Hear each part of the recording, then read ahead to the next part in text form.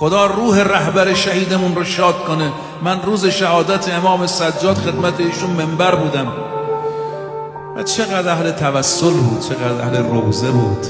من این خاطره رو خیلی جا گفتم. تو کرونا گفتن روزه رو تعطیل کنید. خب تعطیل شد، یادتونه مسجدها تعطیل شد، خطرناک. آقا فهمیدن ما روزه رو تعطیل نمی‌کنیم، آدم دعوت نمی‌کنیم. بیز نیاد تو حسینی خالی رهبر انقلاب یه صندلی میذاش میشست، منم میرفتم منبر. فیلماش هست. از سخت‌ترین منبرها برای من بود. میدونید ما وقتی میتونیم حرف بزنیم که مستمع داشته باشیم، هیچ کس نبود، آقا تنها. البته 3-4 نفر اون گوشه و کنار میشستن، مثلا خود آقازاده های ایشون. ولی من جلسه اولی که آمدم برم منبر 5-6 تا صندلی داشت، منبر پله داشت، از این بلندتر بود. آقا من میشه که بریم روز اون گوشه میشستن، اما این دفعه جلو منبر یه صندلی گذاشته بودن، نشسته بود.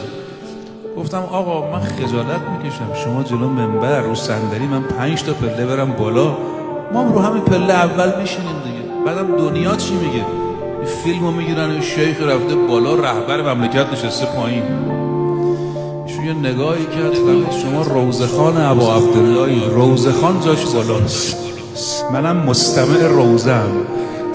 اینطور بود نسبت به ابا عبدالله، نسبت مادرش حضرت زهرا سلام الله علیها.